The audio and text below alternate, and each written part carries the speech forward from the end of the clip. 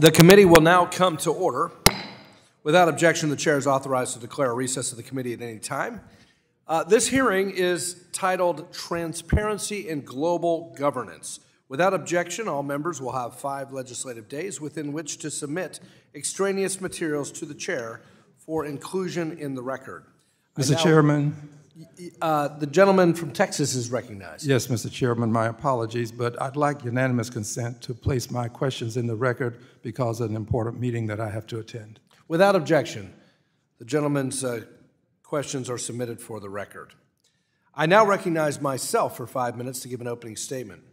Today's hearing will further examine the lack of transparency in U.S. financial regulators' interactions with global governance bodies. Despite numerous attempts to obtain transparency, we still know next to nothing. The global governance bodies include the Bank for International Settlements, or BIS, the Basel Committee on Banking Supervision, or BCBS, and the Network for the Greening of the Financial System, or NGFS. Lacking transparency from our own banking regulators, this subcommittee invited representatives from the BIS, the BCBS, and the NGFS to testify at today's hearing. Disappointingly, both the BIS and BCBS declined, but did offer to answer questions in some other venue. The opaque Network for Greening of the Financial System never even responded. Lack of transparency and willingness to engage with Congress is incredibly concerning, given our U.S. regulators' participation in and reliance on standards set forth by these bodies. The European Commission is represented in the BCBS. However, there is no representation from the U.S. Congress. When the NGFS does choose to engage with Congress, they seem to do so in a partisan manner. While the NGFS did not even respond to our invitation, it did participate in an October 2019 meeting with the U.S. Senate Democrats' Special Committee on the Climate Crisis. The lack of transparency and accountability and obvious partisanship in our regulators' deal-making with secretive global organizations raises concerns about the extent to which other countries are influencing financial regulation here in the United States. As recently as 2017, Russian and CCP banking officials have astoundingly been scrubbing U.S. laws and regulations for adherence to Basel rules, sometimes physically on site at our U.S. agencies. Our federal financial regulators receive training from global governance bodies, yet Congress is not even allowed to oversee what those training sessions contain. There have been recent hearings in this committee where our regulations have feigned little to no knowledge of what goes on in these organizations or their agencies' participation. Our financial regulators do not even track how many resources they devote to jointly working with global governance bodies behind closed doors. In the case of the NGFS, they seem to have no knowledge about how it is funded or how much influence China has. The influence of secretive global governance bodies on the U.S. regulatory framework has increased significantly during the Biden-Harris administration. The flawed Basel III Endgame is one recent example of federal banking regulators inserting BCBS's goals and secretive deal-making into the capital framework for U.S. financial institutions. U.S. banking regulators have also inserted principles to guide U.S. banks on purported climate-related financial risks, following directives of the NGFS, along with the BCBS, BIS, and others. Recently, in a 2022 decision taken by the Basel Committee with the U.S. approval, there was a secretive deal made to change GSIB standards that favor the largest of European banks over U.S. banks, with no public consultation, contrary to BCBS's own rules. That discrete deal was called out from commentators across the ideological spectrum, but it remains in place.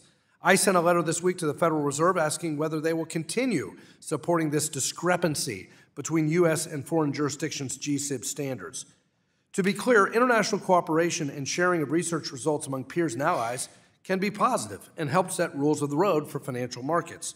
However, when transparency is lacking, the scale tips in favor of our competitors, and global governance gets partially funded and guided by some of our adversaries, we do, in that case, have a problem. We can begin tackling the problem with simple measures to require that our regulators do a better job than they have been doing in being open and transparent. To accomplish this, I introduced the Congressional Banking Regulation Priorities and Accountability Act of 2024. I urge my colleagues from both sides of the aisle to support my nonpartisan legislation. It strengthens congressional oversight of the activities of federal financial agencies by improving transparency regarding their participation in global governance bodies. It shouldn't be too much to ask that our federal financial regulators provide Congress, members on both sides of the aisle, with information about their dealings abroad. My bill simply brings financial regulations in line with other American officials, like those at the State Department and USTR, that adhere to clear reporting structures regarding their involvement overseas. I look forward to discussing global governance issues with today's witnesses. The chair now recognizes the ranking member of the Subcommittee on Financial Institutions and Monetary Policy, the gentleman from Illinois, Dr. Foster, for 4 minutes for an opening statement. Thank you, Chairman Barr, and to our witnesses.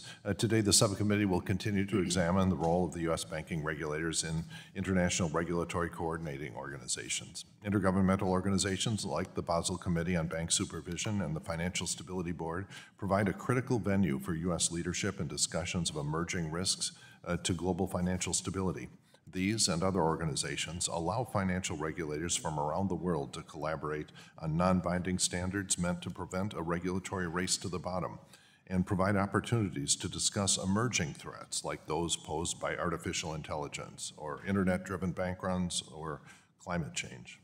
The importance of this international engagement cannot be overstated. The 2008 financial crisis provided clear examples of cross-border contagion, and more recently, the COVID-19 pandemic demonstrated the varying national results of a crisis met by an uncoordinated patchwork of responses by different global policymakers. Further, the Bank of International Settlements estimates there are roughly $39 trillion in cross-border claims within its member banks. And despite the reforms following the financial crisis, the global financial system remains strongly interconnected, and experience has shown that distress in one part of the world can easily spill over to other jurisdictions. Throughout this Congress, our committee has held several hearings on the role of international financial regulatory bodies, with some of my colleagues alleging that U.S. involvement in them equates to a delegation of authority to the international community. Today, you'll likely hear claims that the U.S. regulators have committed to unconditionally implement the recommendations of these organizations and that these recommendations ignore the needs of U.S. firms. Those claims fail to recognize the outsized influence that U.S. regulators have in the development of standards, and they understate the fact that U.S. regulators have no statutory obligation to adopt the policies recommended by these bodies. When our subcommittee met for a similar hearing last November, the Federal Reserve, FDIC, and OCC were accepting public comments on the Basel III Endgame proposal, which was largely developed based on the recommendations and not the rules laid down by the Basel Committee on Banking Supervision. Not only did the U.S. regulators modify their proposal from the recommendations of the Basel Committee, they also engaged in a robust notice and comment period and took the additional step of gathering data from U.S. firms to allow them to better understand the proposal's specific impact on firms based or operating in the United States. Following this extensive public engagement and oversight, the Federal Reserve Vice Chair for Supervision, Michael Barr, announced that broad and material changes to the proposal are necessary to better align the costs and benefits to the proposal with the needs of the U.S. financial system. As been done with the Basel III Endgame, U.S. regulators are required by law to follow the Administrative Procedures Act for proposed regulations, which ensures robust engagement from the American people and from Congress in an increasingly interconnected global economy, ripe with geopolitical tensions, disruptive technologies, and environmental risks. It is essential that the United States continue its leadership in financial regulation. This international collaboration, coupled with the transparency required by the rulemaking process under U.S. law, preserves financial stability, prevents regulatory arbitrage, and promotes competition by creating a level playing field for the U.S. banks around the world. And I have to say the big U.S. banks are doing pretty well in the last decade. So I look forward to our conversation today and thank our witnesses again for joining us. Thank you, Chair Barr. I yield back. Thank you, Congressman Foster. The ranking member is not here, so we will move on to witness testimony. Today, we welcome the testimony of Paul H. Kupiec, Mr. Kupiec is the Senior Fellow at the American Enterprise Institute. Christina Parajon Skinner, Ms. Skinner, Professor Skinner is an Associate Professor of Legal Studies and Business Ethics at the Wharton School at the University of Pennsylvania. Elizabeth Jacobs, Ms. Jacobs is Senior Specialist of Sustainable Finance at E3G background. We thank each of you for taking the time to be here. Each of you will be recognized for 5 minutes to give an oral presentation of your testimony. Without objection, each of your written statements will be made part of the record. Mr. Kupiec, you are now recognized for 5 minutes to give your oral remarks. Thank you.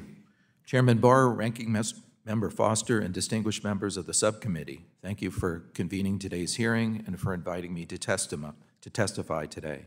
My testimony represents my personal views. My background includes almost 40 years as a professional economist specializing in risk measurement and banking regulation. I've also worked for or with several of the international setting bodies that are the topics of today's hearing. The Basel Committee on Banking Supervision is perhaps the best-known international regulatory standard-setting body. It was established in 1974 and issued its first global standard, the Basel Capital Accord, in July 1988. Since then, it has been crafting new and ever more complex international best practice standards and building mechanisms to encourage their adoption. Today, many international organizations formulate and disseminate international best practice codes and standards for public disclosure and for safety and soundness regulation in financial institutions. The U.S. Treasury, Federal Reserve, and U.S. independent financial regulatory agencies are involved in the governance of many of these organizations. The codes and standards issued by these bodies are agreements among members and have no legal standing. The organization members pledge to implement, as closely as possible, domestic financial regulations and policies consistent with the organization's codes and standards. The IMF, World Bank, and the Financial Stability Board encourage domestic adoption of these organizations' best practice standards as well. Through these mechanisms, these organization standards are adopted as domestic standards in member countries. The U.S. Congress currently has no role in this process. Standard-setting bodies' international agreements are not required to serve the national interests of the U.S. citizens. They're international agreements among the members of the organizations. The proliferation and adoption of global best practice safety and soundness standards can be virtuous when their adoption demonstrably improves domestic bank safety and soundness and financial sector resiliency without unduly restricting economic growth. Unfortunately, there's no guarantee of this outcome. Best practice codes and standards are typically designed to achieve specific goals without considering the larger cost-benefit implications of their adoption. Take, for example, the new best practice bank principles for the measurement and management of climate change risk.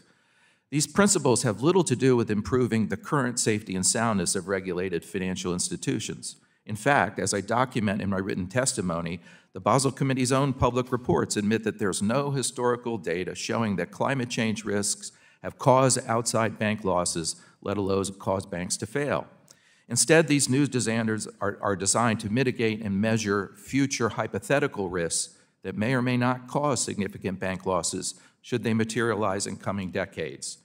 These climate change supervisory principles are really a way to implement industrial policy using financial regulatory agency powers in ways not imagined by Congress when it drafted these agencies' statutory charters. These rules are designed to discourage regulated financial firms from providing credit or investing in politically disfavored so-called brown firms and instead promote credit to so-called green or sustainable firms and industries. They use financial regulation to regulate non-financial economic activities. U.S. financial regulators should avoid rules that favor the allocation of credit and capital to industries and firms favored by a political agenda unless they are specifically empowered to do so by legislation.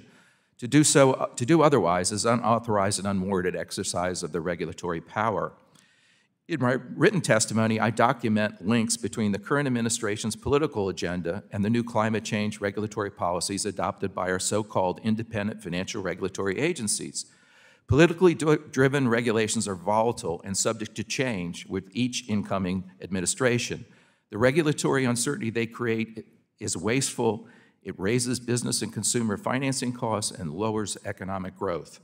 I support legislation to make domestic U.S. bank regulatory agencies accountable to Congress for their activities in global standard-setting organizations, and I recommend a similar accountability duties on the other independent financial regulatory agencies.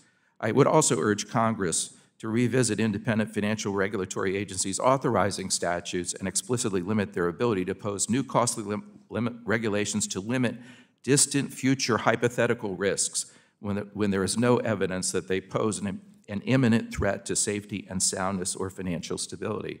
Thank you, and I look forward to your questions. Thank you, Mr. Kupiec. Professor Skinner, you are now recognized for 5 minutes. Chairman Barr, Ranking Member Foster, members of the subcommittee, thank you for inviting me to testify on the issue of transparency in global governance. In my remarks, I'd like to underscore 2 points for the subcommittee's attention today. The first is that the governance and process of the Basel Committee for Banking Supervision, the FSB, and presumably the NGFS is deeply antithetical to the U.S. law that governs transparency and accountability in agency decision-making. The second point is that the U.S. banking agencies seem to have assumed a level of discretion to engage with these bodies that is legally unsupported. It's difficult to argue that these bodies operate with any modicum of transparency. There is no public visibility into how their agenda is set, how working groups are constituted, and relatedly, how special interests or political priorities of foreign jurisdictions might factor into their conversations. So what weight is given to what priorities cannot be considered when the public evaluates a final rule or standard that's promulgated by these organizations. The organizations might rely on evidence or data, but there's no mechanism for ensuring the data is of a high and accurate quality or that an appropriate range of viewpoints is represented. There are also no democratic checks on this process. As this body well knows, the foreign counterparts that form the composite membership of these organizations are not required to answer to Congress. Likewise, there's no judicial review for the standards or rules that these organizations create until they become transferred into U.S. law. But at that point, it's nearly impossible to disentangle what aspects of the rule were shaped by the interests of the foreign members of these organizations from the justification that's being offered by the U.S. banking agencies that propose and then implement the rule. This state of affairs would be anathema under U.S. law. Almost as long as the U.S. administrative state has existed, Congress has provided a variety of protections against arbitrary or capricious agency action. Since the 1970s, it's provided the public with the means of accessing documents that are core to the decision-making of agencies, and it's provided the public with a right to observe the deliberations of agencies in public. So in other words, U.S. law has assumed for a very long time that the late Justice Brandeis's admonition to use sunlight as the best disinfectant for all kinds of misuse and abuse of power supports U.S. values and the rule of law. To the extent that international financial regulatory organizations do not observe these principles of their own volition, it's reasonable and arguably necessary for Congress to develop new procedures that sanitize what comes in from Basel, the FSB, the NGFS, or any other organization that might similarly arise with the requisite amount of sunlight. So I'll now turn to the matter of U.S. bank agencies' discretion to participate in these organizations, and I'll suggest that it's less than has been assumed. In the 1980s, Congress recognized some need for cross-border technical cooperation in certain areas of banking regulation, like capital rules. The Basel Committee was formed in 1974, and by 1983, Congress had passed the International Lending Supervision Act to authorize banking agencies to coordinate with their international regulatory counterparts abroad in this domain. But this narrow read of authority seems to be interpreted today to extend to all manners of organizations, newly constituted organizations that tackle a very wide range of banking and financial market issues. Now, these banking agencies may well point to their broadly worded mandate for safety and soundness, or argue that after 2008, they're also responsible for the similarly amorphous goal of financial stability. However, neither of these terms give bank agencies the latitude to adopt the spirit of rules or standards that have been agreed by global governance bodies when those rules or standards depart from prevailing political consensus in the United States. The Supreme Court has been very clear that doing so violates the Constitution's separation of powers by substituting the views of unelected bank agencies that formally sit within the executive branch for the legislative judgment and authority of Congress. The collective efforts of the global governance regime to harness the financial sector to facilitate a transition to a green economy seems to be a case that illustrates this point. In Europe, member states are heavily represented in these organizations, and they've made the political decision that using the financial system to allocate capital to green sectors is a valid goal. EU institutions like the Parliament and Council have passed a number of regulations and directives to that end.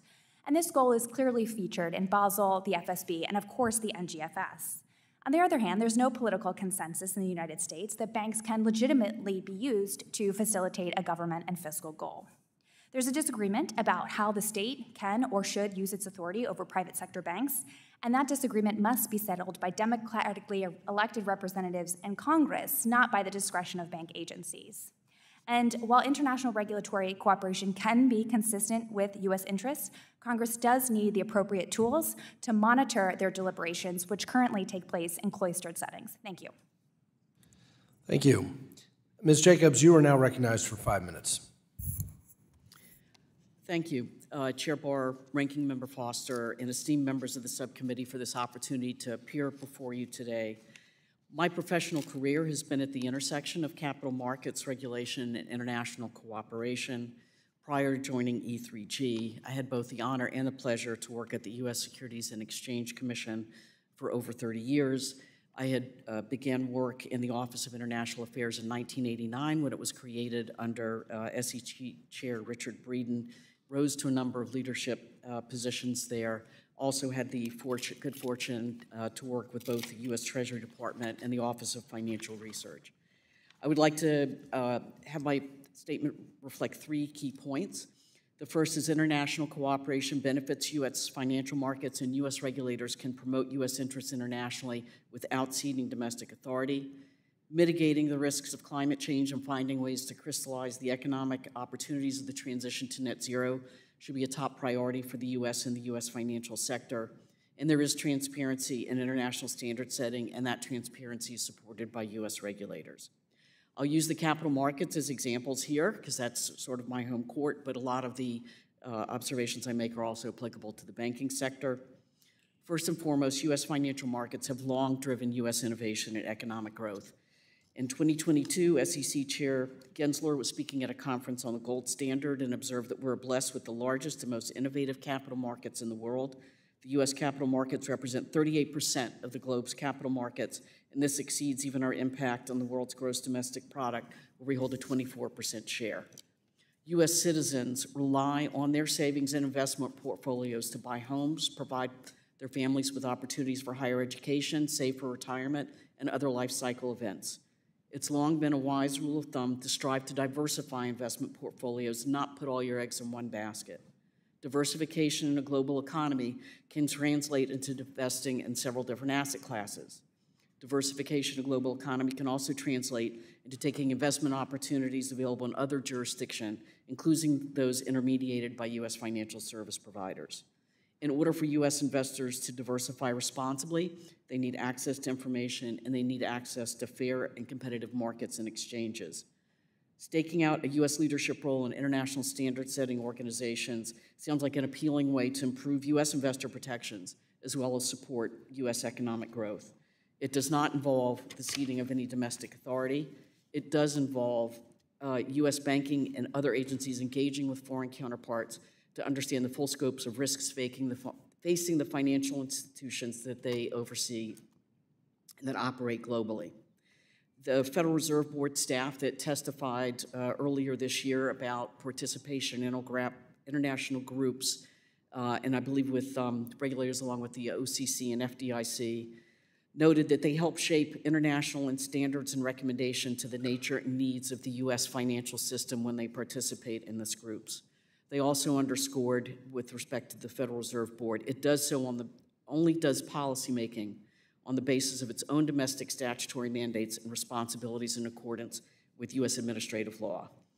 Mitigating the risks of climate change and finding ways to crystallize the economic opportunities of the transition to net zero should be a top priority for the U.S. and the U.S. financial sector. Across the U.S. financial landscape, it has been observed and internalized, in some ways better than others, that climate change poses financial risks, including risks that can manifest in unpredictable ways and magnitudes. One example of guidance in this area included the principles that we've heard about today that the banking regulators have adopted, as well as the U.S. Treasury Department of principles to help guide net zero financing and investment. But there's a lack of alacrity in improving financial sector standards to address these risks, and it has dented U.S. financial sector leadership. Gaps, particularly the lack of U.S. rules on climate-related disclosures and assurance and audit standards, obscure U.S. investors, U.S. regulators, and our foreign counterparts from their ability to manage risk. These gaps could forestall our own ability to effectively advance U.S. economic interests globally. Nations that take steps to ensure resilience to climate-related risks will be stronger for it. Finally, international standard setters and processes today are consistent with domestic principles and U.S. norms. Typical trajectory includes publishing of comment papers, making available comments that are submitted in connection with those, and usually an interim or proposed policy will be, again, reset for public comment. And final approaches are published with the narratives analyzing factors in a particular situation. And this is comparable to the trajectory and public consultations used by U.S. regulators under the Administrative Procedures Act. Thank you. The gentlelady's time has expired. Before we move to member questions, I'd like to recognize the ranking member for 1 minute.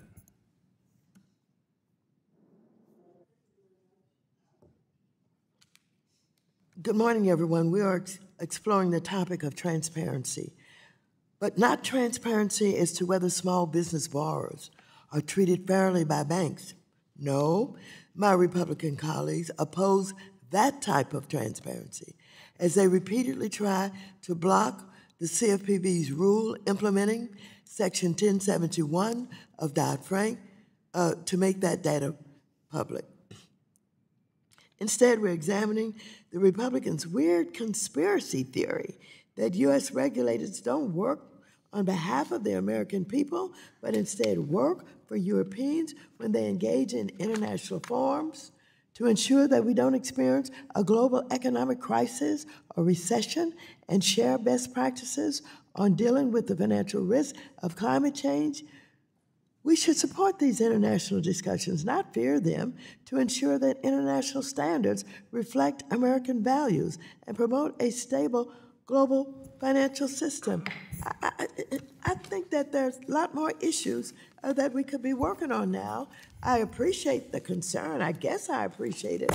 But I'd like any of our presenters here today to name those regulators that you know about that are not working Gentlelady's time in has the interests expired. of this country. My God, what is this all about? Gentlelady's time has expired, and we'll now turn to member questions. And it's really not a conspiracy theory. It's a real concern about the American people being governed by entities that are totally unaccountable and lack transparency.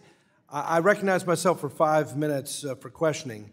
So the first question is this. Look, climate activists, Treasury Secretary Yellen through the FSOC and the Network for the Greening of the Financial System, along with other global governance bodies, including the BIS and the BCBS, are all pushing the Fed to incorporate climate change into the U.S. bank regulatory framework and to channel credit towards so-called green investments, and are pushing a green agenda even into monetary policy considerations.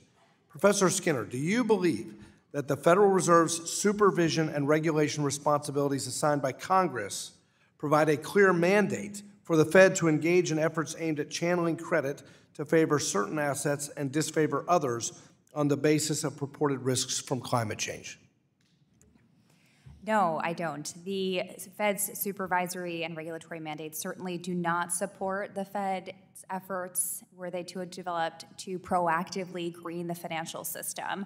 They may try to lean on the open-ended soundingness of safety and soundness or financial stability. However, the Supreme Court has been very clear that agencies cannot exploit discretion to do a number of things. They cannot effectuate structural change in an economy. The Fed should not be using any kind of discretion in its mandate to pursue goals that are on the executive branch agenda, that are fiscal goals. And agencies certainly don't have the discretion to implement new supervisory structures that break with political consensus in the United States. So although the Fed does have a mandate for safety and soundness, it can't possibly encompass proactively greening the financial system. Thank you. Dr. Kupiec, numerous interlocked global governance bodies, including the Network for the Greening of the Financial System, Basel, the IMF, and the partisan FSOC have been pushing U.S. financial regulators into the climate policy-making sphere. They have also been pushing for the use of highly speculative NGFS data and models in U.S. regulatory frameworks. Yet there's no transparency of what goes on at the NGFS. Do you see any risk to incorporating speculative, sometimes scare-inducing models of plausible futures by U.S. federal regulators when they issue principles, guidance, or regulations aimed at channeling credit toward some politically preferred activities and away from others? I see a lot of danger there. Politically driven regulations, as I mentioned in my opening remarks, they change from administration to administration. The stop-go nature of these things impose all kinds of costs on banks that get transferred to businesses and consumers, and raise the cost of borrowing and raise the rates of return that businesses will have to pay. And it slows economic growth. And to mention the ranking member's comments, I would just point out that if the European Union decides to legislate and require banks to fund green industries and not fund brown industries, that would, if the U.S. didn't adopt the same procedures, that would leave open a huge profit opportunity for U.S. banks, where they could fund the brown industries and presumably make quite a profit on that. So there's a certain conspiracy here to make sure across the globe that if you can't just push down brown financing in Europe if it could pop up in the U.S. So you see the standards have to sort of apply to all large banks globally, or they're not going to work. Yeah, thanks for that. And we have been told by federal banking regulators that the NGFS is not a standard-setting body and is simply a place to share information. But it's more than that. It's a collective of central bankers, supervisors, regulators from around the world, including China and Russia. Work done at the NGFS appears to be funded by outside money, including from environmental activists and potentially U.S. adversaries, with no clear line of sight into the funding for Congress and the American people. Professor Skinner, are you aware of any research that has found added value to U.S. federal banking regulation and supervision from adding the NGFS into the policy recommendation arena? And do the federal financial regulators take into account potential risks to their independence and to U.S. sovereignty from blindly relying on climate policies established by an opaque global organization with membership that include our adversaries? It's unclear why the Fed participates in the NGFS, given that it has no mandate for sustainability, either in its monetary policy function or in its supervisory function. And certainly there are risks to both its independence, its credibility, and to U.S. sovereignty. In terms of its independence, certainly once the Fed dips its toe into the waters of politically contested questions, which the question of whether banks should be used to facilitate a green transition certainly is, that compromises all of its mandates and implies that they're up for grabs for other sorts of political gambits. Thank you. Thank you very much. The gentleman from Illinois, Dr. Foster, is now recognized. Thank you, Chairman Barr, and I believe you hit the nail on the head in terms of this hearing, or rather you missed the nail entirely when you claimed that U.S. financial services were, quote, being governed by international coordinating bodies, whereas in fact no governing authority in fact exists. Ms. Jacobs, throughout this Congress, this committee has held several hearings discussing U.S. financial regulatory's role in international regulatory coordinating bodies. My colleagues have claimed that U.S. regulators are ceding their authority to international organizations like the Basel Committee or the Network for Greening the Financial System, or on and on, or that they are operating under a cloud of secrecy in those engagements. I believe the U.S. engagement not only serves our interests, but also puts in a leadership role in the global community. So given your experience, do you believe that the U.S. financial regulators sit on the sidelines at those meetings and accept the consensus, or are they in a position of leadership? Thank you for your question. I believe they're in a position of leadership, and they have been in a number of particular areas, especially coming out of the great financial crisis with the adoption of the Dodd-Frank Act, after which a number of different countries ended up taking similar signals and approaches to improve financial system security. I have never seen any of these agencies do anything other than responsibly represent the interests of the United States in any of these engagements. Well, are you aware of examples where U.S. regulators have in fact advanced the interests of the United States in these discussions? Yes, as I mentioned with respect to Dodd-Frank Act and overseeing particularly global markets and derivatives. The other is with respect to accounting and reporting. After the Sarbanes-Oxley Act was enacted, a number of jurisdictions ended up replicating a lot of the same initiatives in their respective countries. And do a lot of these areas of discussion come about indirectly? Like, you know, in the case of the SEC, you're trying to get efficient markets working, and in the case of banks, you're trying to get a stable international financial system. There's a recent very large macro shock having to do with the supply chain fragility that caught many people off guard. Do you think it's a mistake for the banking regulators, for example, to look at supply chain fragility, which gets very political very fast with different nations, interests at stake in different ways? Should that be off the table simply because there's not a direct statutory authority to look at supply chain fragility, for example, in the stability of the banking system? No, sir, I don't think that it should be off the table. In particular, part of the work of the FSOC is to look at areas to be able to get in front of and anticipate where there might be financial stability risks, and to study them and take steps to help make sure that the U.S. economy can remain resilient in the face of those risks. It's very important, given the flow of capital across the globe, that we take into account that the same impacts can be had on a number of our major trading partners and allies. And so I think it's within scope. I would note that in particular with respect to the banking sector, one of the concerns that's coming up is also the interconnections with the insurance markets that are under pressure here. I have seen testimony and information in the Senate Budget Committee, for example, that relates to the impacts on the municipal bond markets.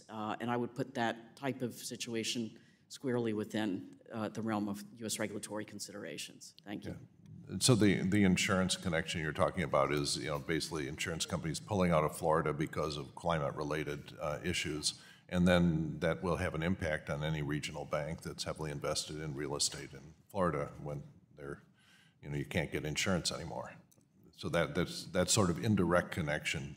That's correct, happens. And because it ends up impacting home mortgage markets, which are interconnected to the bank and financial system, potential for credit risks, other things to appear or have the potential to appear, and the need to take precautionary measures if it's possible. Yeah, and have there been instances when we've gotten valuable information from the international community in these discussions only because they were not fully public?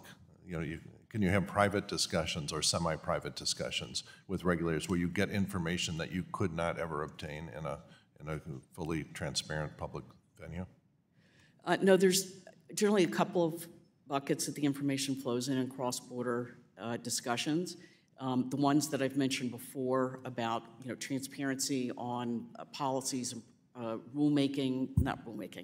policies and topics that come up where it's in the benefit of the U.S. and other regulators to share their observations. Thank you. I think I'm over time. So. Gentleman's time has expired. The gentleman from Florida, Mr. Posey, is now recognized. Thank you, Mr. Chairman. Dr. Kupiec, should Congress be concerned about the global governance bodies possibly exerting influence over U.S. regulators to a greater extent than Congress actually does, and effectively capturing the U.S. regulatory framework on behalf of non-U.S. citizens? I think Congress needs to have the power to be informed about the activities of U.S. regulatory agencies' involvement in these organizations. It's not so much that the international organizations dictate our policies, it's more that the financial regulators in the U.S. use international relationships to get things into agreements that they turn around and assert that they have to also have those powers here domestically. So it's much more an endogenous process, to use an economics term. You know, our agencies use the international agencies, and then they use the standards crafted there to come back and say they need more powers and need more control. So it's kind of a circular type ecosystem. Yeah, in third grade, we'd say monkey see, monkey do. Is the research community aware of any confidentiality agreements that the U.S. federal banking regulators may have with foreign governments of global government bodies such as BIS, BCBS, or NGFS? Yes, sir. So can you repeat that question, please? Is the research community aware of any confidentiality agreements that the U.S. federal banking regulators may have with foreign governments? I'm not sure exactly what you mean by confidentiality agreements in researchers. I can't speak to that. I'm not aware. Either of the other two witnesses? I'm not aware of any confidentiality agreements, but I would note that it's common practice among many kinds of organizations, especially central banking organizations, groups of informal networks, to observe practices like Chatham House rules, where the norm or the expectation or the culture of the deliberation is that they're meant to be in-house and not shared transparently, both because this facilitates the expediency of their conversation and decision-making, and because it avoids questions from deliberative bodies like these, which is, again, inconsistent with how agencies operating in the United States are expected to engage transparently with the public. Yeah, so kind of like acting like the Fed, afraid to be criticized for bad decisions, so we're going to keep this stuff secret. That's all, Mr. Chairman. I yield. The gentleman yields back. The gentlewoman from California, Ms. Waters, is now recognized. Thank you very much. I'd like to have a colloquy with the Honorable Mr. Andy Barr, my friend. Be happy to. Thank you. Mr. Colloquy, now, is it true that regardless of what guidelines or standards that may be agreed to by these international bodies, they have no force or effect in the United States unless something happens? And that something would be until our regulators propose a rule pursuant to the Administrative Procedures Act. And shouldn't that go through Congress? Shouldn't that have to be a piece of legislation that goes through the House, the Senate, and then on the President's desk? But you're not suggesting, I hope, that because we're engaged somehow internationally, that rules can be adopted and they just automatically become part of the United States of America rules. Will you yield? I yield. I think the witnesses just answered your question better than I could. I think Professor Skinner talked about the lack of transparency and the secrecy with which our regulators actually interact with these international bodies, and Dr. Kupiec made the point that these international rules, it's not as much that our regulators are being forced to adopt them, but they're using these international standards to import these standards into the way in which our agencies act. You're certainly correct that, fortunately, we have the Administrative Procedures Act, and we, in Congress, need to hold our agencies accountable to follow those rules. The problem is the secrecy with which these interactions happen and the fact that our agencies are using their international interactions to import international standards makes it much less transparent and much less accountable to the American people. Will the gentleman yield? I will. Do you know of any way that any of our regulators have secretly taken this information and somehow incorporated into rules or laws in the United States? One example. Well, I think the climate disclosure rule by the SEC is a great example of outsized influence from international pressure.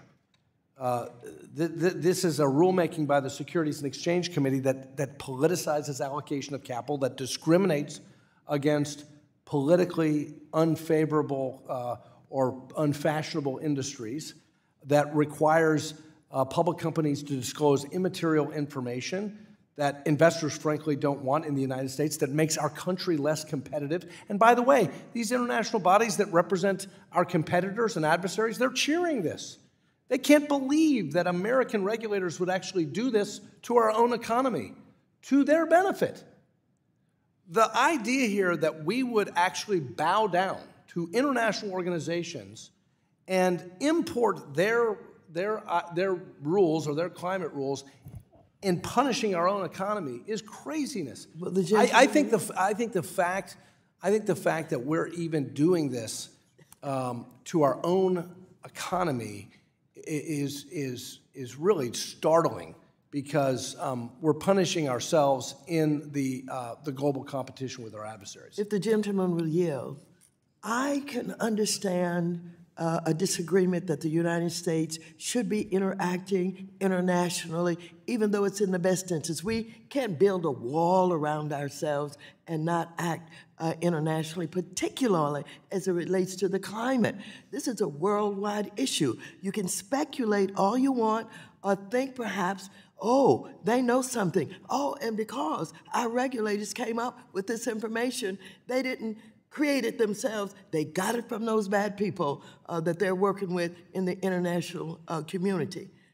Well, I've asked for specificity. I've heard none. I've not heard one example of how this has worked and gotten Will the into law. gentlelady yield? Yes, and gotten to the president's desk and gotten signed into law. I yield to the gentleman. Well, the Fed is participating, and our other financial regulators are participating in the Network for the Greening of the Financial System. And perhaps, let me just take a step back here. Perhaps the fact that the gentlelady doesn't know much about them is the problem.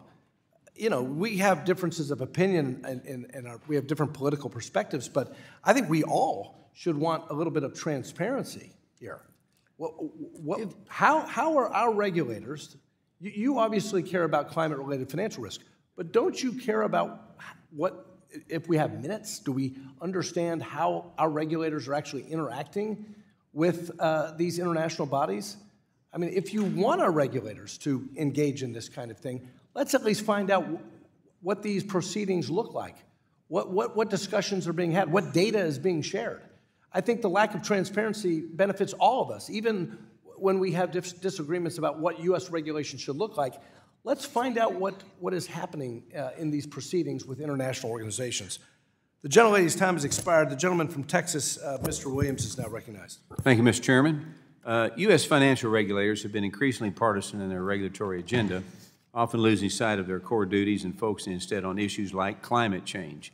This is also true for bodies like Basel Committee on Banking Supervision, Bank of International Settlements, and the Network for Greening the Financial System.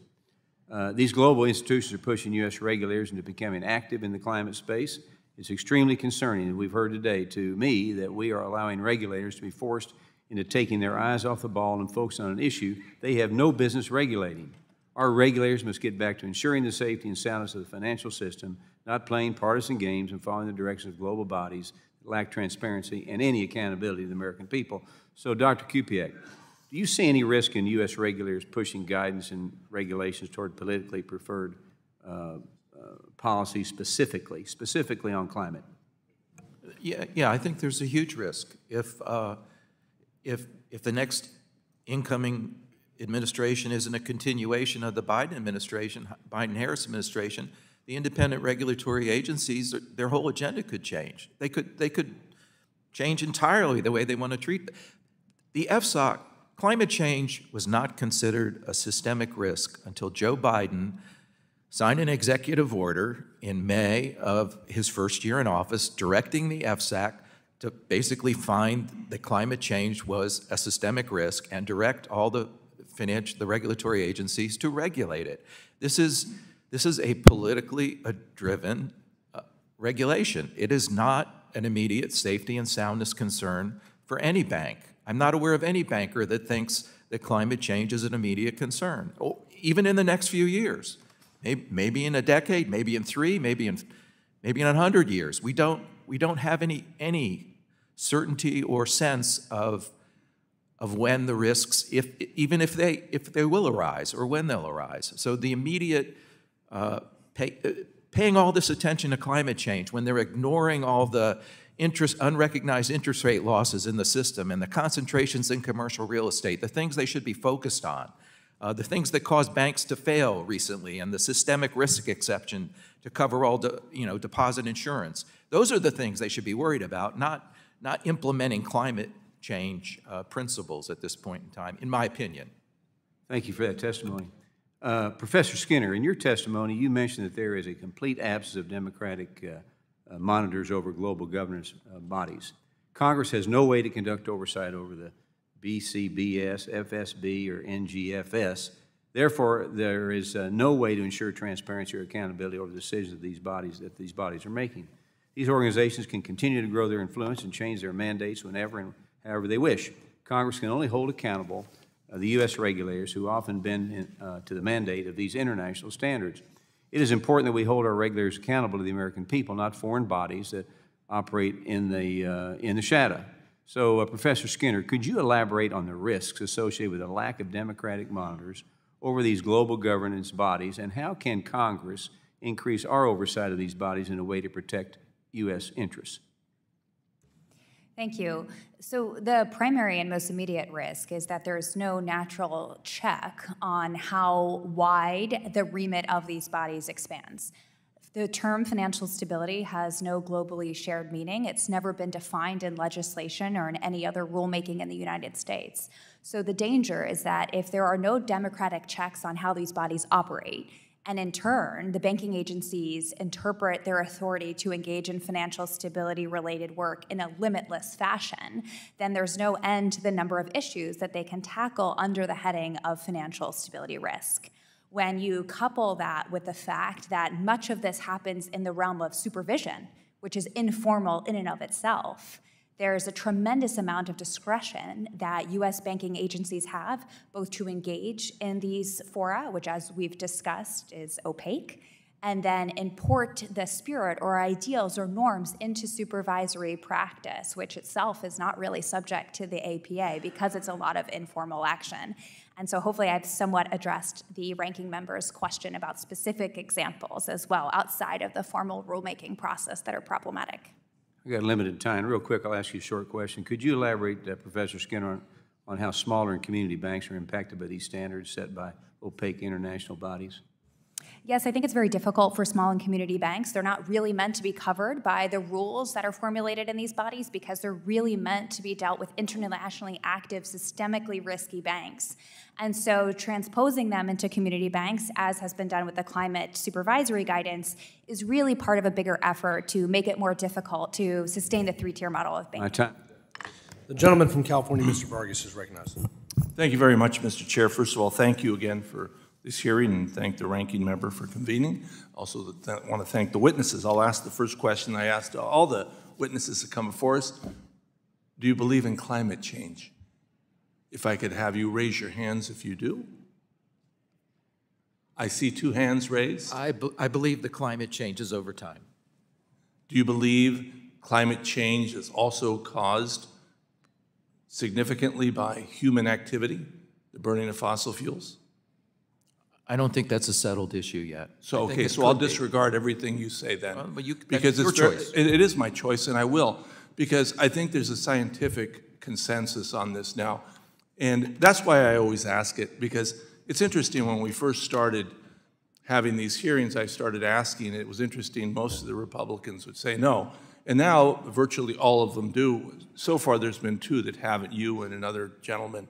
So I am going to disregard everything you say, because if you don't accept climate change, I think we're speaking about 2 different, and it's my time, sir. So don't try to answer during my time when I don't ask you a question. Thank you. But I did accept climate change. Yeah. So one of the crazy things about watching last night was the conspiracy theories. The eating of dogs in Ohio and all this crazy stuff.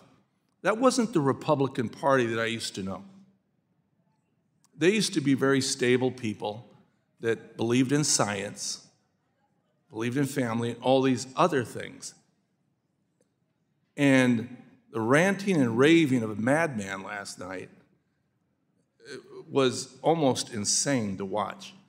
And to see the conspiracies here that somehow our people that work here in these different organizations somehow participating in international organizations somehow lose their minds and come back and try to sneak these regulations in, it is a continuation of these crazy conspiracies.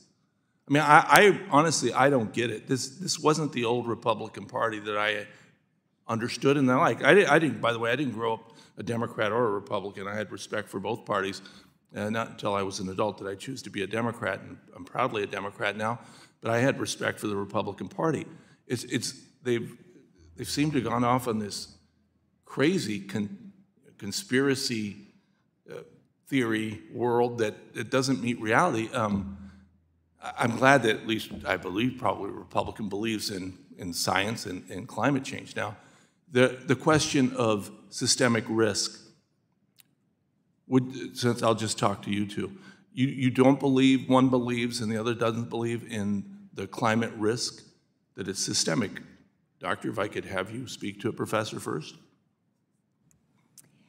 In terms of financial stability risk, the reason that I have argued that at least right now for the U.S. economy and the U.S. banking sector, it's very difficult, if not impossible, to make the argument that climate change is a financial stability risk, it's for the following reason.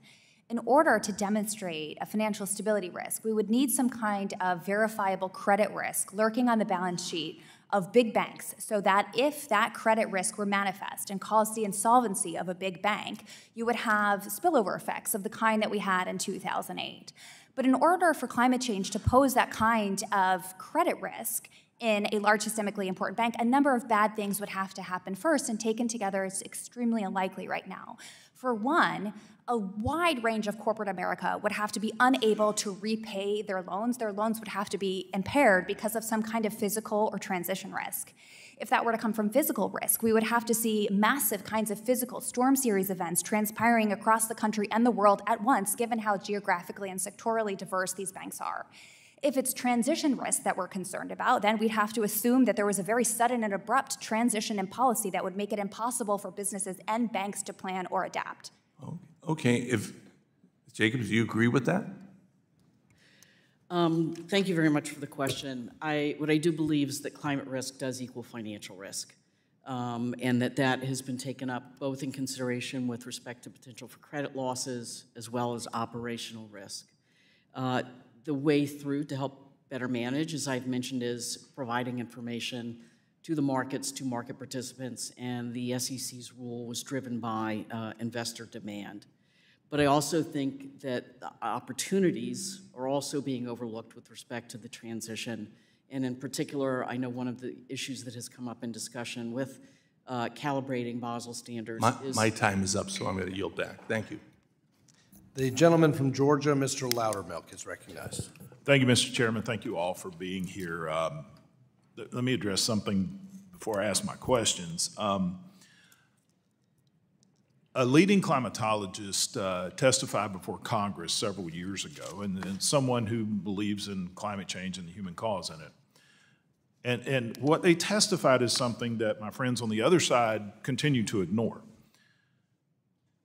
She said that if we stopped all CO2 emissions in this country, it may, this is just stopping all CO2 emissions, it may reduce the median temperature by a fraction of 1 degree.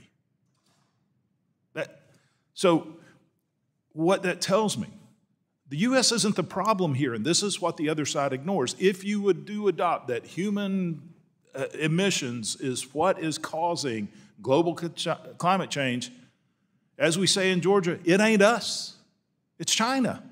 It's other nations like this that refuse to abide by everything. So my concern is that we handcuff ourselves to the extent that it isn't going to make a difference while we ignore those who are causing the problems. And that's where the focus should be, if that's what you believe here.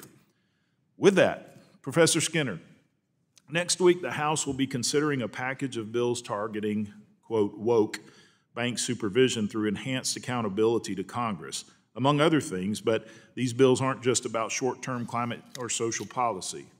In the long term, they're about preserving a transparent, politically independent bank regulatory framework. In a 2021 Duke Law Journal article, you wrote that activism undermines the legitimacy of a central bank authority, erodes central bank independence, and ultimately renders a weaker central bank. You cite recent climate activism at the Fed, conducted under the guise of traditional supervisory goals, as an example of political activism by the central bank. Question: do you believe that the Federal Reserve's supervisory responsibilities delegated by Congress provide a legitimate mandate for the Fed to engage on climate policy?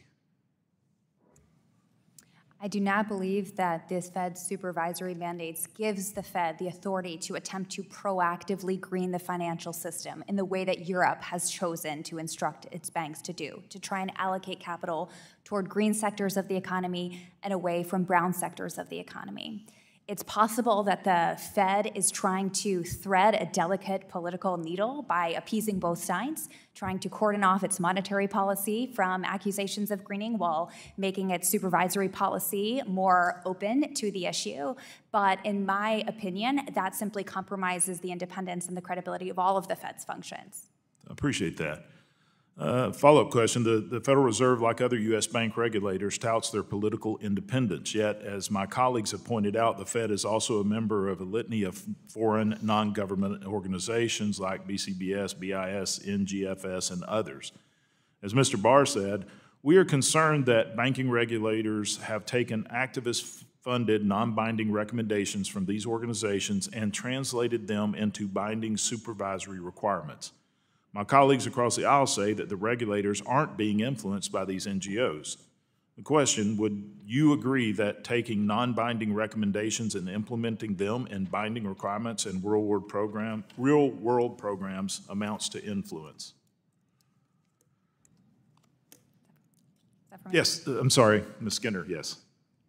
Taking non-binding recommendations that are not suitable for the U.S. economy and not applicable to the U.S. economy, but rather further the aspirations of certain members of the Board of Governors who would prefer that the U.S. political consensus was closer to what it is in Europe, would be either an instance of influence from the organization or an instance of using the organization as a pretext for instantiating the personal views of what the U.S. banking system should be.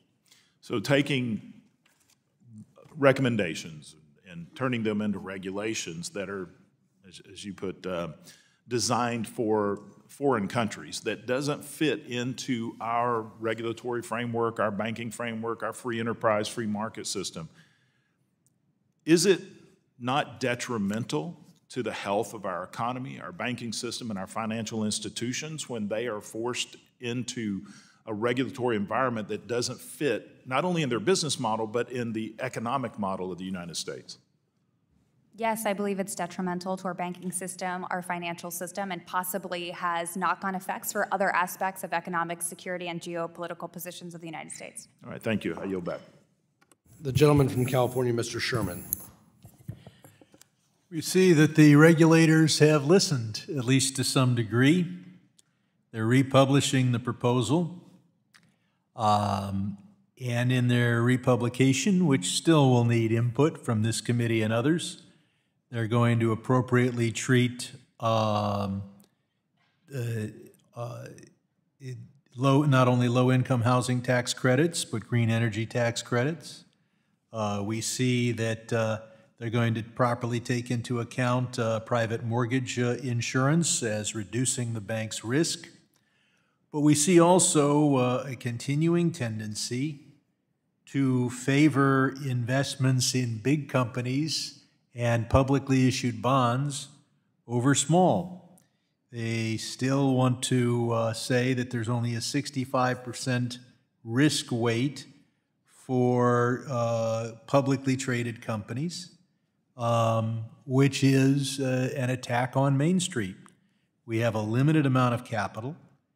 And so much of our banking system is designed to put that capital on Wall Street rather than Main Street, But Wall Street has its own way to get capital. They sell bonds and stocks to the public. Whereas if pizzerias in my district are going to get capital, they're going to get it from loans. And yet, when those small business loans have no interest rate risk, only a credit risk, whereas long-term government bonds have only an interest rate risk and no credit risk, we see the regulators pushing banks toward investing in the long-term bonds because they don't have to recognize the interest rate risk. That is to say, if bonds decline in value and you happen to call them hold till maturity, you don't have to recognize the loss. Those losses can be substantial. Those losses destroyed Silicon Valley Bank. Ms. Jacobs, Republicans are arguing that our financial regulators are not independent of international organizations, which seems hard to square because they used to be proposing this and today they're proposing that. So it's hard to say, were they mimicking the foreigners yesterday or today? In your experience, do U.S. regulators participate in these international coordinating bodies, or do they kowtow to foreign dictates? I could say I had never experienced the latter. And most typically it's the former, where the U.S. public interests are first and foremost with respect to the financial services regulatory bodies that I've had a chance to participate in and observe. And members of this committee are aware that I have criticized the Basel III proposal, but the one criticism I haven't used is the idea that all those who all xenophobes should reject it because it's European created.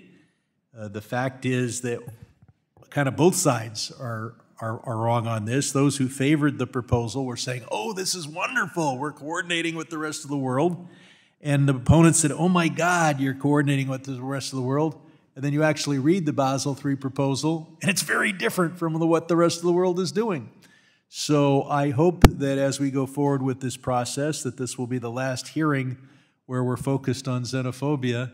And I look forward to hearings when we're dealing with the individual aspects of the new proposal, particularly those that cause a bank to ignore the risks that they face, the substantial risks that they face when they invest in long-term bonds, while highlighting, underlining, and damning the banks for the risks that they run when they loan to the local pizzeria. And I yield back. Gentleman yields. The gentleman from Tennessee, Mr. Rose, is now recognized. Thank you, Chairman Barr and Ranking Member Foster, for holding the hearing, and thank you to our witnesses for taking time to be with us today.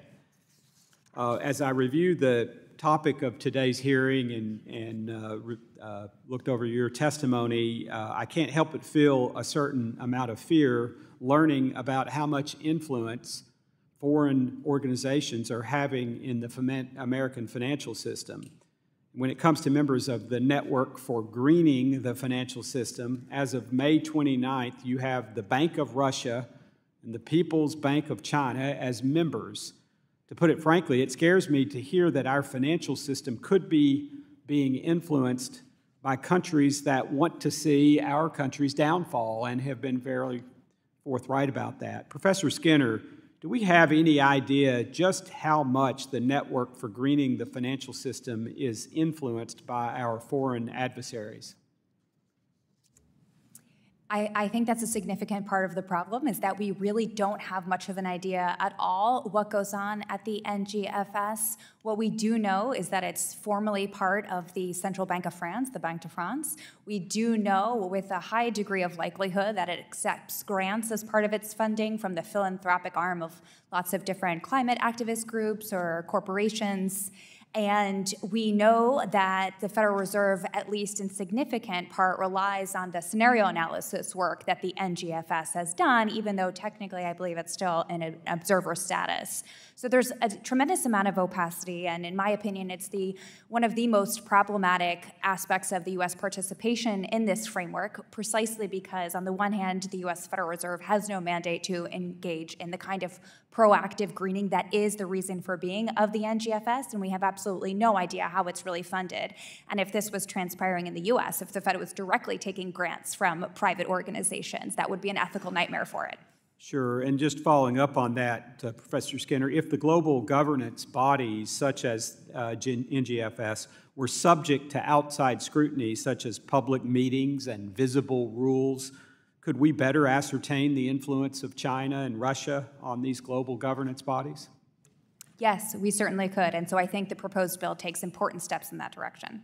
I think it really is unacceptable that our financial regulators are working in lockstep with organizations that are influenced and could be controlled by our foreign adversaries, especially when these global governance bodies choose to hide their agendas and refuse to be held accountable to the public, failing to meet standards that here in the United States we would see as customary and normal, and yet we aren't able to see these things happening at the global level, and yet they're having an undetermined influence on our financial regulators here at home.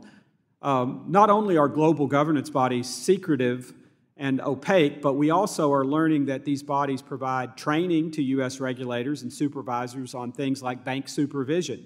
For example, there is the Climate Training Alliance, supported by the Bank for International Settlements, or BIS, the Network for Greening the Financial System we've already been talking about, the International Association of Insurance Supervisors, and the Sustainable Insurance Forum. There is also something called the Financial Stability Institute, or FSI, including a special FSI Connect portal, which the BIS calls its e-learning platform. The platform is available, quote, exclusively to central banks, supervisory authorities, deposit insurers, or other eligible public sector authorities. Professor Skinner, given that it is the responsibility of this committee to oversee how our regulators implement laws governing their actions, is there any reason you can think of as to why Congress should not be allowed to have access to training information supplied by global governance bodies and used by our regulators to help train U.S. regulators and supervisors? No, there's no reason at all. And it's important that you have this information because so much of supervision is not written down. It's judgment calls, it's in the field practice, it's methodology, it's practice. And so to the extent these training institutes or training materials inform how supervision is conducted on the ground, that matters for how the regulators are using the statutory instruments and tools that Congress has given them. And Dr. Kupiec, this is unfair, but are there any other risks that you would highlight or would like to highlight associated with not having access to this training information? I used to teach for the FSI in some of these schools. I can't imagine that you couldn't ask the domestic regulators to give you access to it.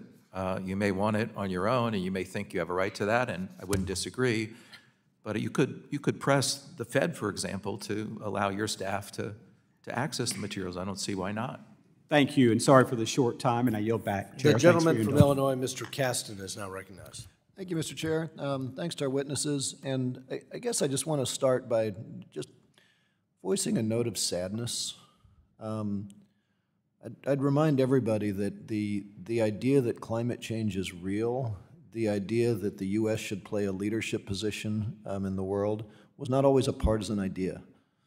Cap and trade was invented by the Reagan White House. It was implemented by the George H.W. Bush White House, the Montreal Protocol, which to this day is a very effective, we don't talk about the ozone hole anymore because the United States played a leadership in creating an international framework and then participated at the table. We did that in part because I don't think, other than complete morons, we think that hurricanes are only created in the United States and stay within our borders, that rising sea levels are only impacted by our borders, or for that matter, that the global rush to technologies that allow you to have cold beer and warm showers without having to pay for fuel is actually a market force that is really happening and is really causing significant capital flows that need to be managed. I agree with the chairman, that's become partisan. Still makes me sad. Ms. Jacobs, can you just speak a little bit to what would happen if the U.S. were to get out of these organizations, to decide that U.S. multinationals no longer will have their own government represented at the table? Thank you very much for that question. It's an important one, and I think it would not be beneficial to the U.S. interests to decline to participate in these different organizations. Part of the success of the U.S.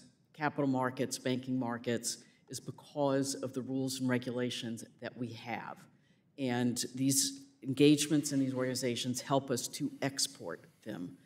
With respect to the training sessions that have been mentioned here, it's often U.S. regulators who are doing the training. And I know, for example, with respect to securities markets, you would like to have those markets reflect U.S. standards when they are also could be a place where U.S. investors place their retirement and other savings.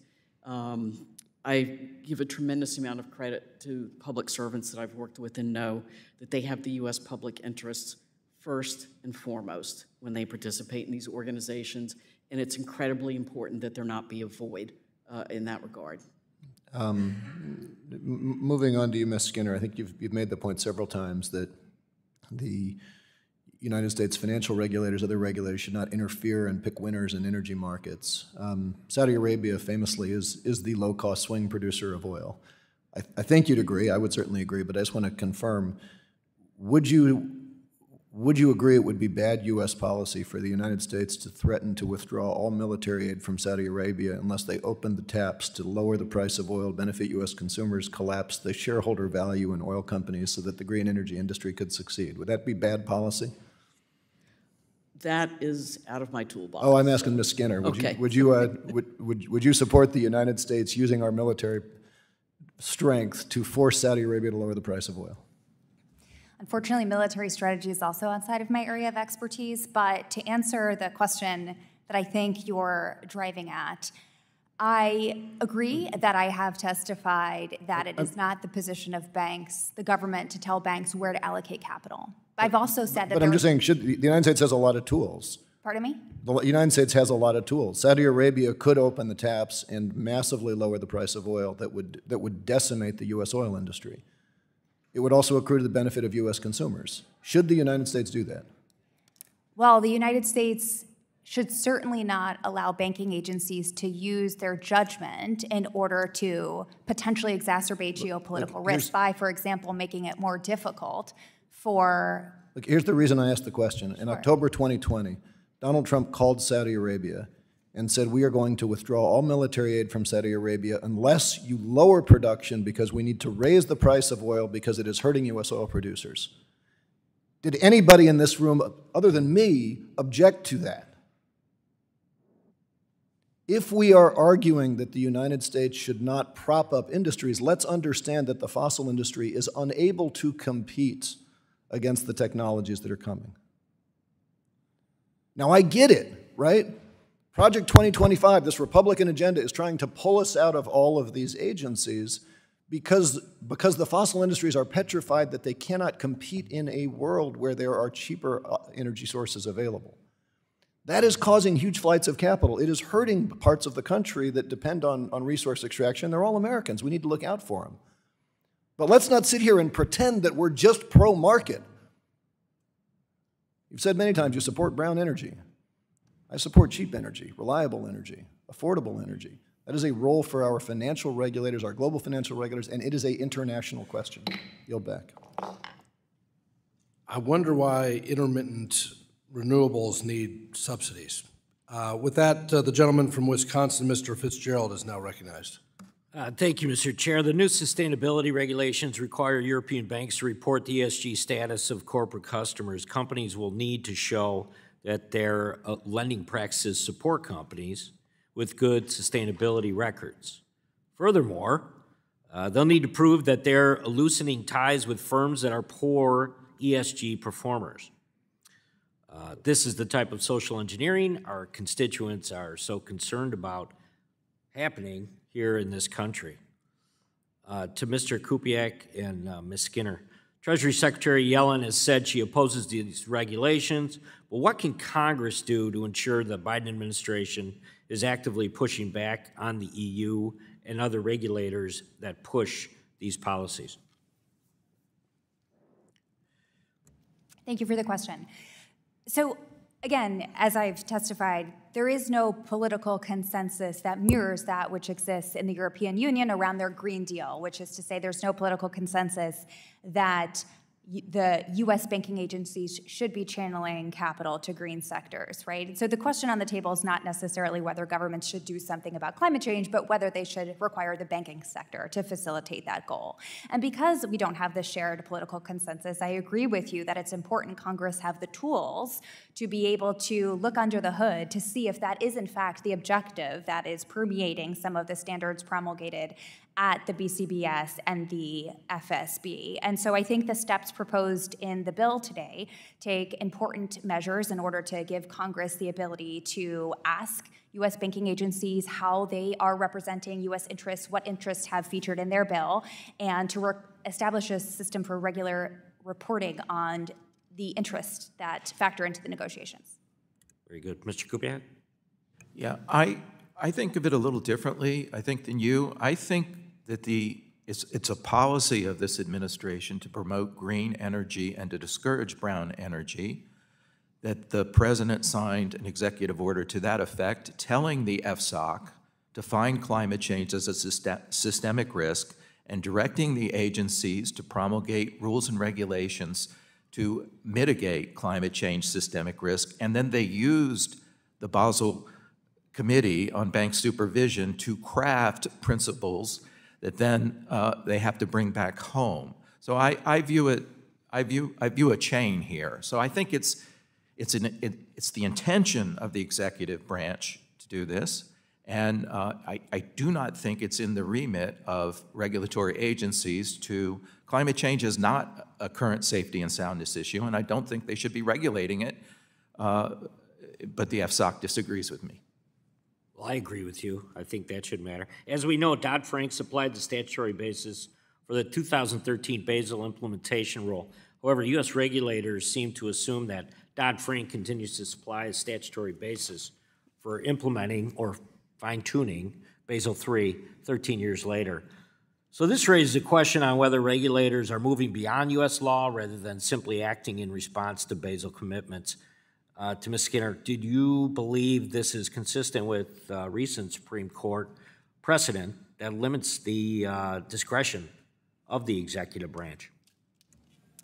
No, I don't believe it's consistent with U.S. Supreme Court precedent, specifically in regard to the way that the rule was proposed initially last year. So with the original contours of the proposed rule, we'd be very likely to see significant changes in banking market structure, with lots of banking activity flowing to other parts of the financial system, a collapse of the three-tier model of banking, making it more arduous for small community banks to thrive.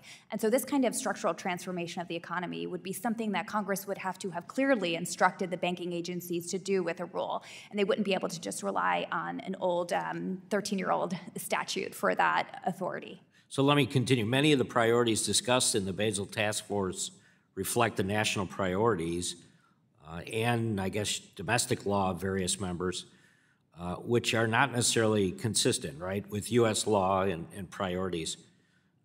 So there's really no transparency in these deliberations at all. So what would you tell a member of Congress? How can you separate out foreign interests from international agreements that are made by Basel participants? As the process stands currently, I think it is very difficult for Congress to get this information, and you need better statutory tools to ask the U.S. banking agencies, the members who are representing the U.S. interests, and I have no doubt that many of them are acting in good faith, but many of them may have a different idea of what they'd like to see the U.S. pursuing. So if Congress has better tools, as the bill suggests, for asking and requiring evidence, cost-benefit analysis, some kind of justification for taking, whether it be an informal supervisory standard or a formal rule, some kind of justification for why that's a good fit for the U.S. economy and why the benefits are likely to outweigh the Gentleman's costs. And time that has would certainly expired. equip you. Thank you. The gentlewoman from Massachusetts, Ms. Presley, is now recognized. Thank you, Mr. Chairman.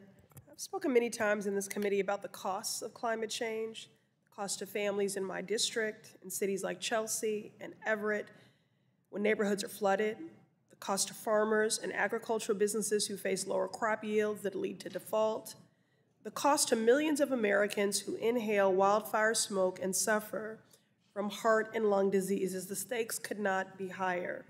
A recent study by the global consulting firm ICF found that a child born today can expect to pay $500,000 over their lifetime due to the financial impact of climate change.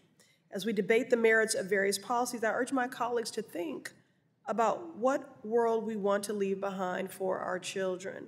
It's past time we listen to the alarm bells that are being rung by economists, central bankers, insurance and mortgage industry experts about the financial reality of climate change.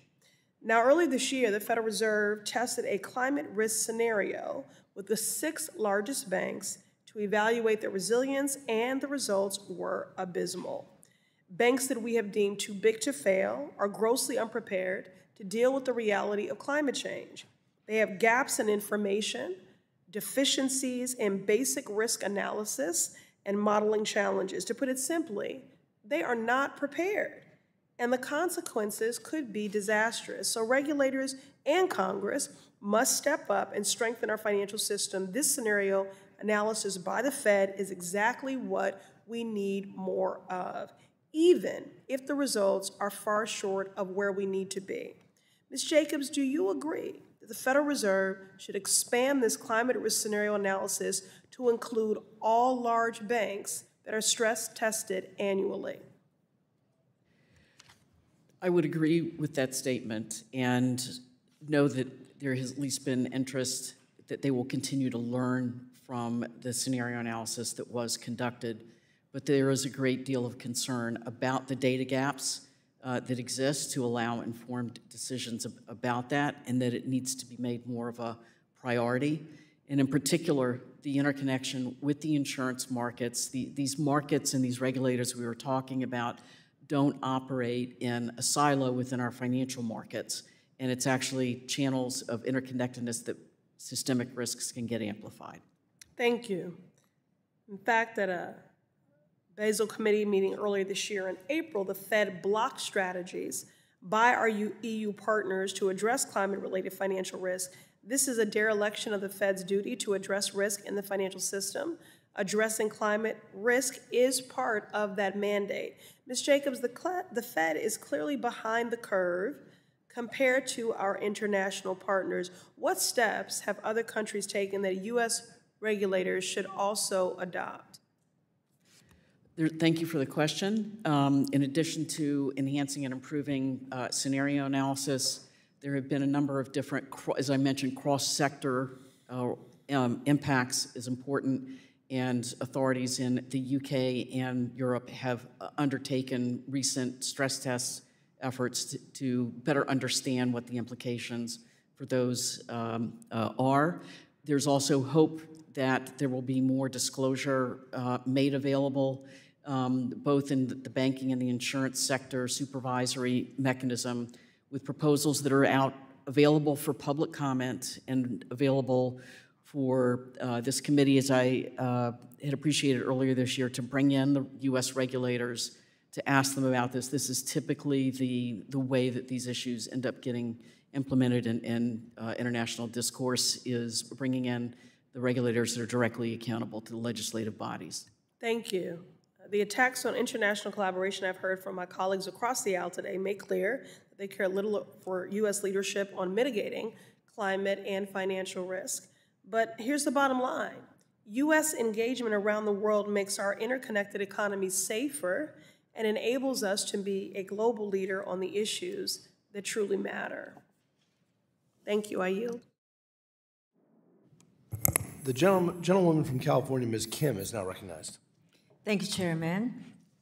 You know, I'm all for U.S. participation in international bodies, and I see the importance and the value in doing so. However, I also believe that involvement in global governance bodies does not mean financial regulators have a free hand to agree to international standards without properly consulting Congress. We need more transparency when U.S. financial regulators engage other countries on regulations that could reduce access to credit and capital for millions of American families and small businesses. Furthermore, our financial regulators should not constrain our global competitiveness by gold-plating regulations through proposals like the Basel III Endgame. Ms. Skinner, given your expertise on the governance and structure of the Basel Committee on Banking Supervision, can you explain how the BCBS reaches an agreement on rulemaking and standard setting decisions? Or, I mean, do they reach an agreement by a majority of the vote of the members or by consensus? It's very difficult to say with clarity how their voting mechanism works because much of their procedural requirements are not written down for the public to observe. What I have learned in studying the organization is that an agenda is generally set by these organizations, but it's hard to know how power is articulated and jockeyed between the various members. Working groups are constituted to execute on the agenda, but likewise, it's hard to know who's selected for the working groups and why, and then how issues are voted on. Transparency is very important, right? So that's why I'm troubled by the lack of transparency of these global governance bodies. I think we all agree Congress should know how they reach an agreement.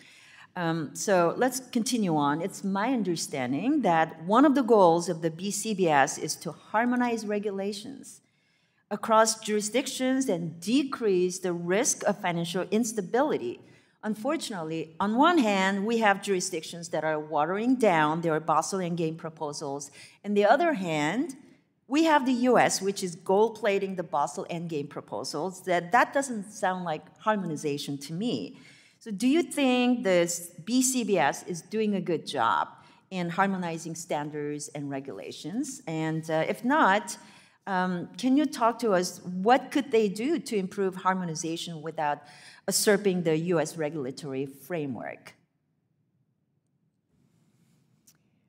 So the BCBS ultimately is an exercise in political negotiation, right? Ultimately, it's a political process that's happening and power is negotiated and each country goes home and implements the rule as they see fit in most cases. But this sort of underlines the point that to the extent this is a political negotiation, Congress should have a line of sight into it, just like it does in every other area of economic diplomacy. And the Constitution assigns Congress the responsibility of foreign affairs where international commerce is concerned. Thank you. You know, in your testimony, you mentioned there's no statute or rule that narrows or specifies safety and soundness, which is a dubious mandate the Fed often relies on to oversee financial institutions. The term financial stability is not clearly defined in statute, nor does it have a shared global meaning. So can you elaborate why it's problematic for banking regulators to continue to rely on broad terms such as these to promulgate regulations? Yes, it's problematic because increasingly, and especially after the 2008 financial crisis, the number of things that have been put under the category of financial stability risk is ever expanding. And without some limiting legislative definition, that will no doubt continue as regulators are incentivized to expand their remit and jurisdiction and continuously look for other things to regulate and supervise under the heading of financial stability risk. So can you also touch on how regulations using those terms reduce access to capital for consumers and small businesses? Yes, so for example, I think one area to look at as a concrete example is the extent to which the Fed wants to or has imposed the principles for climate risk supervision on all banks, not just the biggest banks. So to the extent that smaller and community banks have to comply with this rule, which is really in opposite to banks that don't have an international footprint with potential for spillovers from their failures, that makes their business more costly. It makes it more difficult for them to get funding and to lend, and that can in turn reduce access to financing to small and medium-sized enterprise. Well said. Thank you so much. I'd like to thank all the witnesses for joining us today, and I yield back the balance of my time. Thank you. The gentleman from South Carolina, Mr. Timmons, is recognized. Thank you, Mr. Chairman, and I want to thank the witnesses for being here today. First, I want to express my disappointment that the intended witness panel, consisting of representatives from various global governance groups, refused to participate today. Under the Biden administration, our financial regulators continually disregard congressional oversight efforts. However, they at least understand that Congress and the duly elected members who make up this committee are the source of any and all authority they wield. So while U.S. regulators do not always answer our questions necessarily, at least they show up and participate in the democratic process. Unfortunately, the same cannot be said for the global governance bodies invited to this hearing. The Bank for International Settlements, the Basel Committee on Banking Supervision, and the Network for Greening the Financial System, they all refused to participate. And I would like to note that the NGFS was more than happy to meet with the Senate Democrats' Special Committee on the Climate Crisis back in 2019. This lack of accountability and transparency is unacceptable. The latest development regarding the Federal Reserve's inconsistent rollout of the Basel III Endgame proposal is a prime example of the flawed nature of our regulators taking cues from their unaccountable European counterparts. Just yesterday, Fed Vice Chair Barr previewed his revised Basel proposal, and the unanimous takeaway from the media was that he and the Fed were substantially scaling back their original proposal from last year. This was entirely avoidable. This is the result when American regulators outsource their responsibilities to global governance bodies. Businesses are trying to plan for the future, and when the goal line is always moving, it is very challenging. We need predictability in the market. That said, my colleague, the chair of the subcommittee, has introduced legislation to give Congress the authority to preemptively veto our financial regulators' associations with these organizations. This legislation is long overdue, and I believe it is imperative that Congress, and by extension the American people, have the final say in our participation amongst these global regulators. Professor Skinner, should Congress be concerned that global governance bodies may be exerting more influence over U.S. regulators than Congress and effectively capturing U.S. regulatory frameworks on behalf of non-U.S. interests? Well, in the absence of Congress's ability to see into what the deliberations consist of and how U.S. interests are represented, then I think it's natural to be concerned that there is the potential for influence, just as on the flip side of that, it's natural for the American people to be concerned that unelected experts are instead using their participation in these organizations to impose their view of what financial regulation or supervision should be, which is different from the political consensus that exists in Congress. Thank you for that. What course of action would you see as most effective to reducing these concerns of foreign influence?